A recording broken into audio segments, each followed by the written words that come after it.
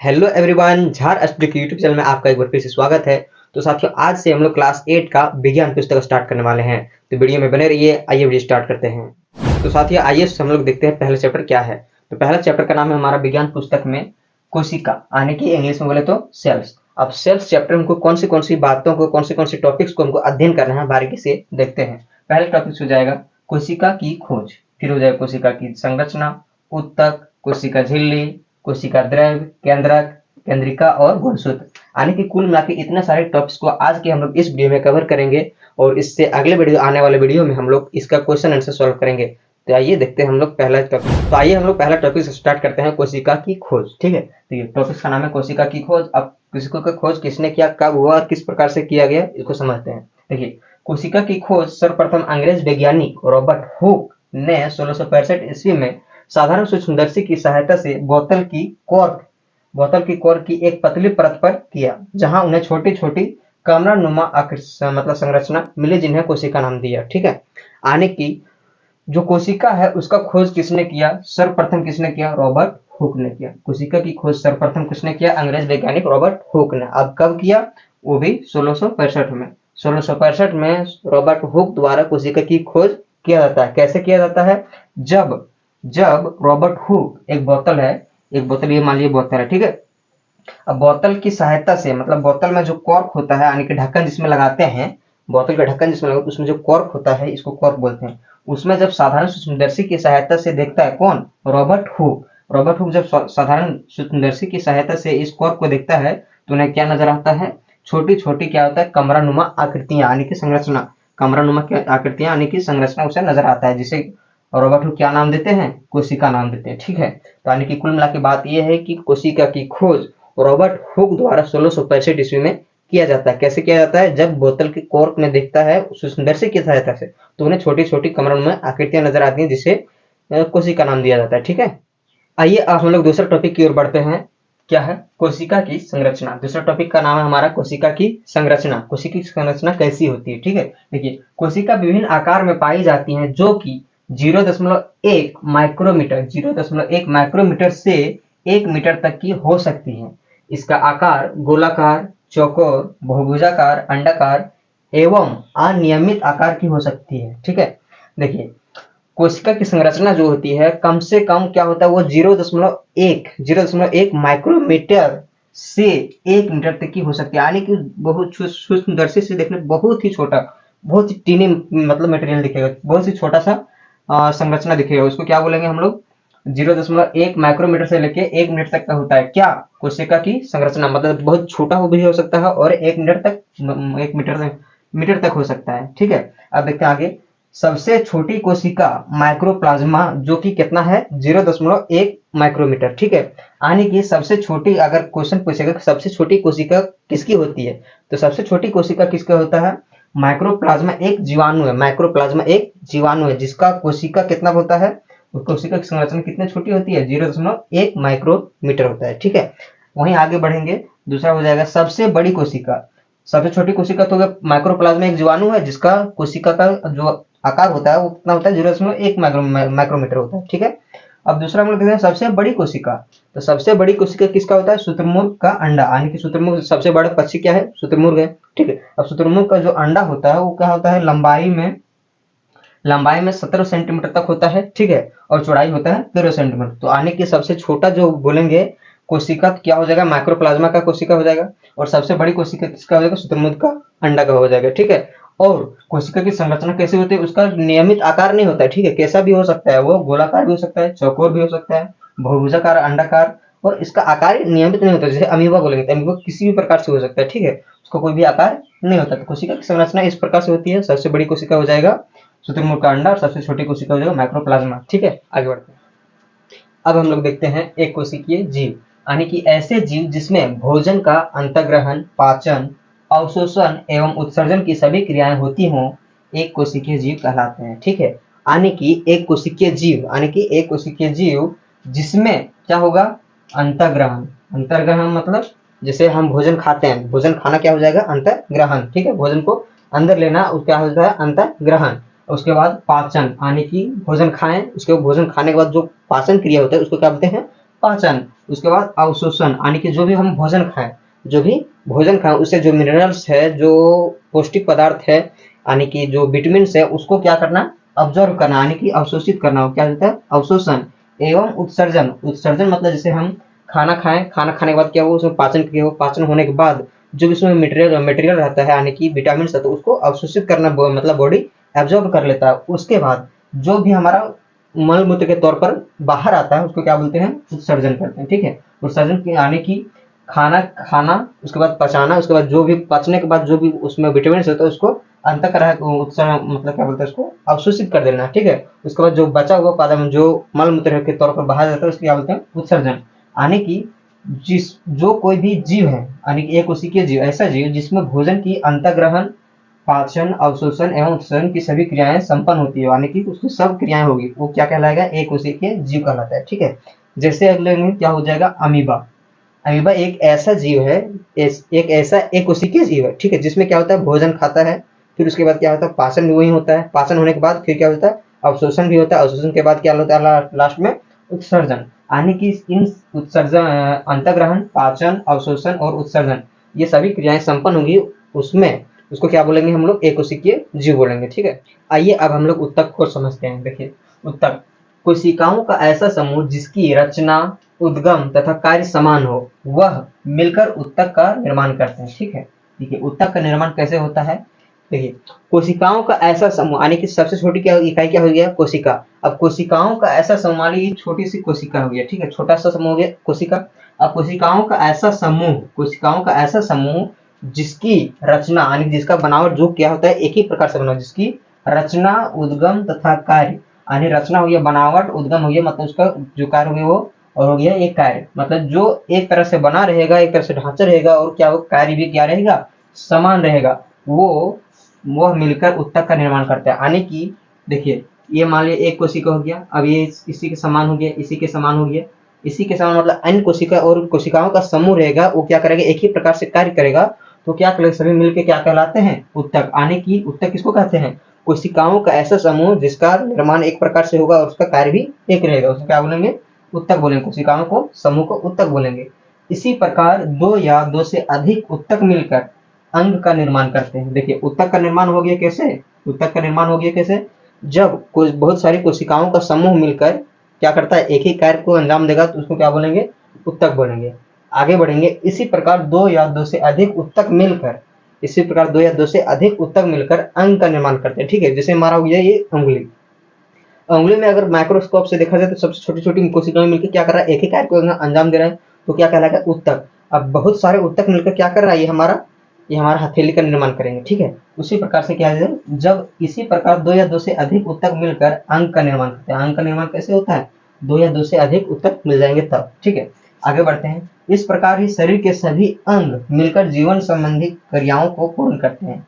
इसी प्रकार से क्या करता है, जीवन जीने के लिए जो भी कार्य होते हैं, जैसे भोजन खाना, पचाना, पाचन करना, अवशोषण करना, फिर उत्सर्जन करना, ये सारी क्रियाओं का अंजाम कौन करता है, अंग करता है। और अंग किससे बना होता है, अंग बना होता है किससे, उत्तक से। और उत्तक किससे बना होता है, हमारा कोशिका से। बहुत सारे कोशिका मिल जाएगा, क्या बनेगा, उत्तक। और बहुत सारे उत्तक मिलकर क्या करेंगे, एक अंग का निर्माण करेंगे। ठीक है, एक अंग का निर्माण करेंगे। और बहुत से मतलब जब बहुत सारा अंग बन जाएगा, इसी प्रकार से, जैसे हाथ हो गया, पैर हो गया, क्या हो गया, लिवर हो गया, फेफड़ा हो गया और ब्रेन हो गया, इस प्रकार से बहुत सारे अंग मिलकर क्या करते हैं, एक जीवन संबंधी, मतलब जीवन जीने के लिए जो भी जरूरत होती है, वो सारे जीवन संबंधी क्रियाओं को क्या करते हैं, पूर्ण करते हैं। तो ऐसे जीव को क्या कहते हैं, बहुकोशिकीय जीव।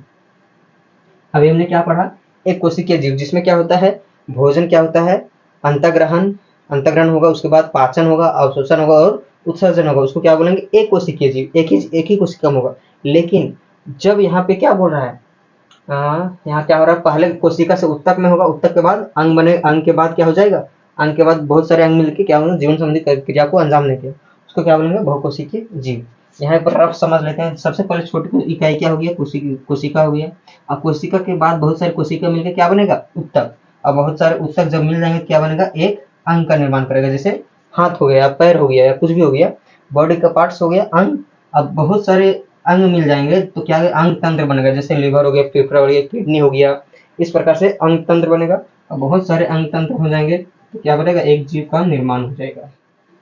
अब हम लोग समझते हैं कोशिका झिल्ली। देखिए कोशिका झिल्ली जंतुओं में पाई जाने वाली सबसे बाहरी परत है, यानी कि कोशिका जो झिल्ली है वो जंतुओं में पाई जाने वाली सबसे बाहरी परत। मान लीजिए हम भी क्या है, एक प्रकार से आदमी भी क्या है, एक जंतु है, ठीक है। अब जंतुओं में सबसे बाहरी परत, जैसे ये बाहरी परत हो गया, बाहरी परत में जो पाई जाने वाली जो झिल्ली होती है उसको क्या बोलते हैं, कोशिका झिल्ली बोलते हैं, ठीक है। जबकि लेकिन ऐसा नहीं होता है, ठीक है। पौधों में इस झिल्ली के एक मिनट, इस झिल्ली के बाहर एक और परत होती है जिसे कोशिका भित्ति कहते हैं, ठीक है।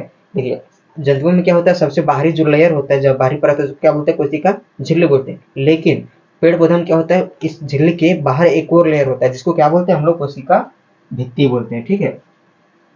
जंतुओं में क्या होता है, सबसे बाहरी लेयर को क्या बोलते हैं, कोशिका झिल्ली बोलते हैं। और पेड़ पौधों में एक और लेयर होता है इसके अलावा, उसको क्या बोलते हैं, कोशिका भित्ति बोलते हैं, ठीक है। अब कोशिका झिल्ली को प्लाज्मा झिल्ली कहते हैं, कोशिका भित्ति को क्या बोलते हैं हम लोग, एक मिनट, कोशिका झिल्ली जो ये झिल्ली है, बाहर में जो झिल्ली दिख रहा है, कोशिका झिल्ली को क्या बोलते हैं, प्लाज्मा झिल्ली भी कहते हैं, ठीक है। इसको प्लाज्मा झिल्ली भी कहते हैं, जो ऐच्छिक पदार्थों को अंदर आने और हानिकारक पदार्थों को बाहर निकलने देता है, ठीक है। ये जो प्लाज्मा झिल्ली है इसको क्या बोलते हैं हम लोग, प्लाज्मा झिल्ली भी बोलते हैं और कोशिका झिल्ली भी बोलते हैं, ठीक है। अब ये जो बाहरी परत होता है, बाहरी जो झिल्ली है, वो क्या करता है, ऐच्छिक पदार्थ मतलब जो जरूरी होता है उसको क्या बोलता है, अंदर जाने देता है, ठीक है। इसका मतलब ये छिद्र होता है यहाँ पे, इस बाहरी जो झिल्ली दे उसमें क्या होता है, छोटे छोटे छिद्र होते हैं, संरंध्र होते हैं, छिद्र।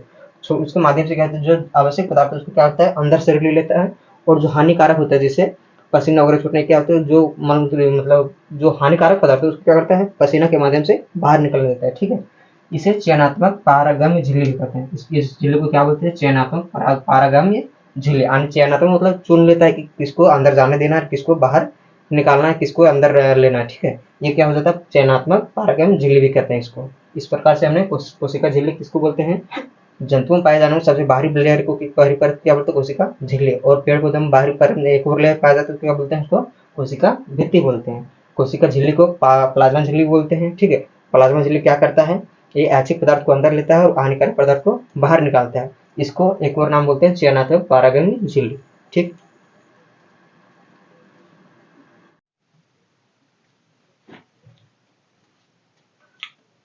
कोशिका द्रव, तो कोशिका द्रव देखते हैं, यह एक जेली जैसा पदार्थ होता है जो कोशिका झिल्ली और केंद्रक के बीच में पाया जाता है, ठीक है। कोशिका द्रव, देखिए नाम सुनने से लग रहा है कोशिका है, लेकिन क्या है, द्रव्य। द्रव्य मतलब क्या होता है, जो तैर सकता है, मतलब फ्लोट कर सकता है, ठीक है, इधर से उधर हो सकता है, ठीक है। एक जेली जैसा पदार्थ, जेली मतलब क्या होता है, वो क्या होता है, चिपचिपा पदार्थ होता है, ठीक है, उसको क्या बोलते हैं, जेली पदार्थ। जेली जैसा पदार्थ होता है जो कोशिका झिल्ली और केंद्रक के बीच में पाया जाता है, ठीक है। देखिए कोशिका झिल्ली क्या है, सबसे बाहरी परत, बाहरी परत क्या बोलते हैं हम लोग, कोशिका झिल्ली, कोशिका झिल्ली, ठीक है।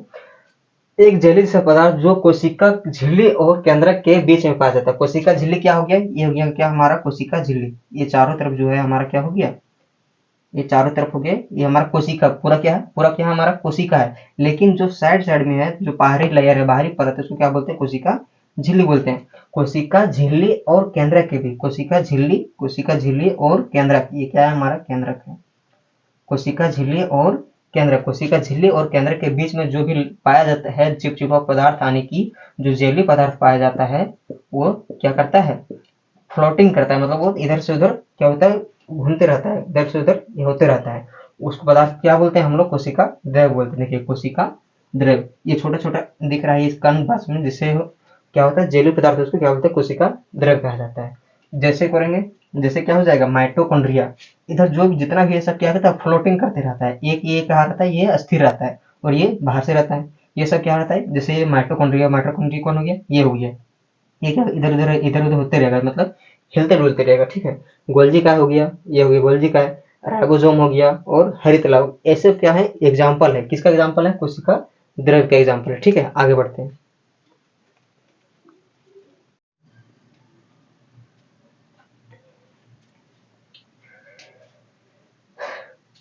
केंद्रक, यह कोशिका का सजीव घटक होता है, प्रायः कोशिका के मध्य स्थित होता है, परंतु पौधों में मध्य से हटकर होता है, ठीक है। देखिए केंद्रक जो होता है, क्या होता है, केंद्रक कोशिका का एक सजीव घटक होता है। कोशिका जो अभी क्या बताया हम, किसी भी जीव का सबसे छोटी इकाई क्या हो जाता है, हमारा कोशिका हो जाता है। कोशिका का सजीव घटक, कोशिका में अब सजीव कोशिका तो है, उसमें क्या है, माइटोकॉन्ड्रिया, बहुत सारे मटेरियल है वहां उसमें कोशिका में, लेकिन उसमें जो सजीव घटक यानी कि जिसमें जान होता है, यानी कि जिसमें जान होता है, वो क्या कर रहा है, सजीव घटक। तो कोशिका का सजीव घटक क्या कहलाता है, केंद्रक कहलाता है। ठीक है, पराया कोशिका के मध्य स्थित होता है, यानी कोशिका ये क्या हो गया, क्या हो गया, ये हमारा क्या हो गया, कोशिका। कोशिका का सजीव घटक यानी जिसमें जान होता है वो क्या कहलाता है, केंद्रक। केंद्र क्या है, कोशिका के मध्य में पाया जाता है, वो क्या कहलाता है, केंद्रक। ठीक है, अब प्राय कोशिका के मध्य स्थित जो होता है केंद्रक, जो होता है वो कोशिका के क्या होता है, लगभग लगभग बीच में होता है। ठीक है, अधिकतर क्या होता है, बीच में होता है। ठीक, परंतु पौधों में मध्य से हटकर होता है, लेकिन जो पेड़ पौधा का जो होता है, पेड़ पौधा का जो कोशिका होता है उसमें क्या होता है, उसके जो सेंटर होता है यानी कि बीच से थोड़ा हट के इधर उधर होगा। ठीक है, पेड़ पौधा में, लेकिन जीव की कोशिका रहेगा तो क्या होगा, सेंटर में रहेगा, यानी कि बीच में रहेगा, क्या, केंद्रक। अब केंद्रक अधिकांशतः गोलाकार होते हैं। जो केंद्रक होता है, ये केंद्रक क्या होता है, अधिकतर क्या होता है, गोलाकार का होता है। ठीक है, इस प्रकार हमने क्या समझा कि केंद्रक जो है कोशिका का क्या होता है, एक सजीव घटक है, जो कहाँ होता है, कोशिका के मध्य में स्थित होता है। ठीक है, और अधिकांशतः क्या होता है, ये गोलाकार होता है। ठीक है, आगे बढ़ते हैं।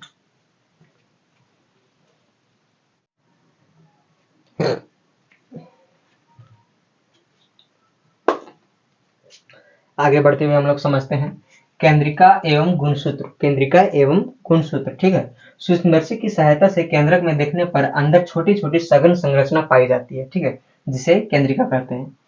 इसके अतिरिक्त धागों समान संरचना होती है जो अनुवांशिक गुणों को पीढ़ी दर पीढ़ी स्थानांतरित करती है, जिसे गुणसूत्र कहते हैं।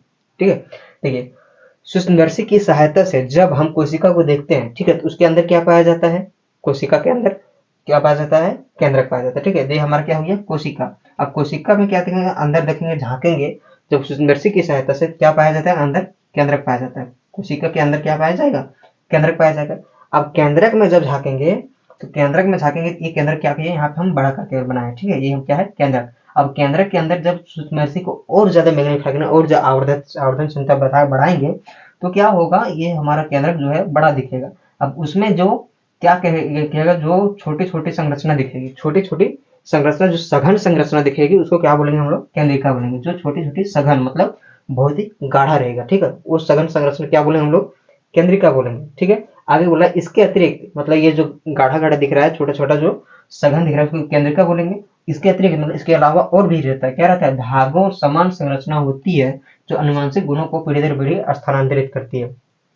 ये धागा नुमा दिख रहा है, देखिए ऐसे दिख रहा है, ऐसे जो दिख रहा है, ये क्या है, हमारा धागा नुमा क्या है, संरचना है। ये धागा नुमा संरचना है, ये क्या कहलाता है, इसको बोलते हैं जीन, बोलते हैं इसको, क्या बोलते हैं, जीन बोलते हैं। ठीक है, ये क्या करता है, इसका काम क्या है, पीढ़ी दर पीढ़ी उसको क्या करता है, अनुवांशिक गुणों को स्थानांतरित करना है। जैसे कोई किसी को हो गया, मतलब चलने का स्टाइल या फिर बोलने का स्टाइल या फिर गुस्सा, उत्तेजना, ये सब क्या होता है, पीढ़ी दर पीढ़ी, मतलब पापा के पास मान लो बहुत ज्यादा मतलब उत्तेजना था, गुस्सा करने की क्षमता बहुत ज्यादा, तो उसकी पीढ़ी तक अगर उसका जीन अगर उसके बच्चे में आता है, तो उसको भी क्या होता है, उसी प्रकार से उत्तेजना आएगा, गुस्सा आएगा। ठीक है, या फिर बोलने का शैली हो सकता है, कुछ चलने का स्टाइल हो सकता है, वो क्या होता है, पीढ़ी दर पीढ़ी ट्रांसफर होता है, उसी क्या बोलते हैं हम लोग, अनुवांशिक गुणों का पीढ़ी दर पीढ़ी उसको आगे बढ़ाता है, स्थानांतरित करता है।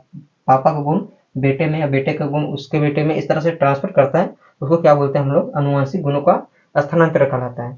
ठीक है, तो क्या कहला, यहाँ पे हम क्या पढ़े हम लोग, केंद्रिका एवं गुणसूत्र। केंद्रिका कहाँ पाया जाता है, केंद्रिका पाया जाता है केंद्रक, केंद्रक के अंदर। केंद्रक के अंदर जब छोटी छोटी जो संरचना होती है उसको क्या बोलते हैं, केंद्रिका बोलते हैं।